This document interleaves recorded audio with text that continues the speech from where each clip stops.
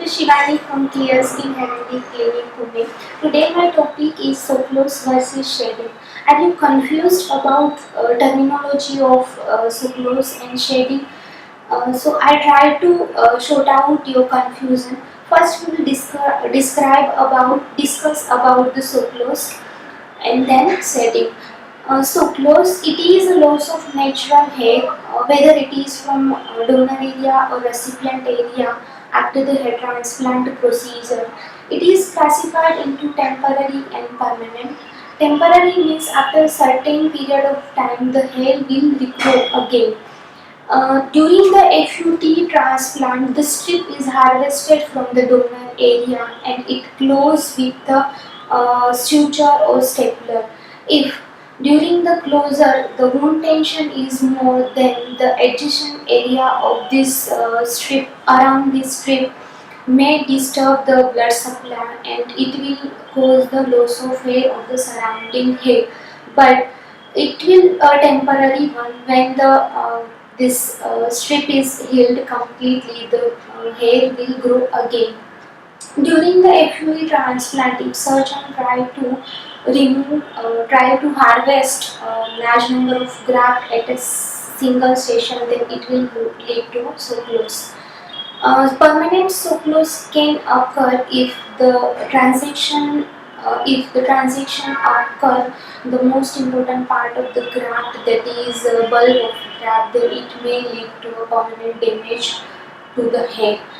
Sucrose can occur at the recipient area during the slit making procedure. If proper magnification is not used, then the slit incision may make on the top of the native hair and it will lead to a permanent damage to the existing hair. Uh, Sucrose, if the patient had a miniaturized hair, then it will lead to the permanent loss of this hair, because this hair is in the verge of goal, and this stress of surgery may lead to the permanent loss of this hair. Shedding, it is a universal characteristic of the hair after hair transplant. It is occurred due to the during hair transplant procedure, the hair is harvested, the graft is harvested from the donor area, and so it cut off the blood supply for a certain period of time and it stored into the holding solution. When it reinserted into the recipient area, the this insult response to this insult, the graft shed their hair, but it is a temporary transient phenomena. After that the hair grow again.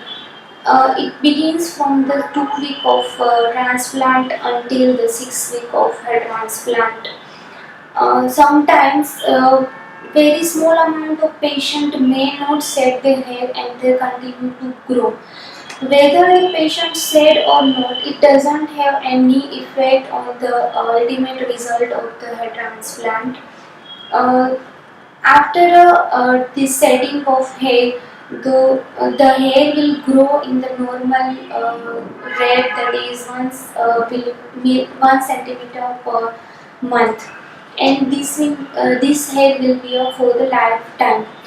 How to minimize the sucrose and shedding after hair transplant? First, choose a skilled surgeon. It is the first step to reduce the risk of shedding and sucrose.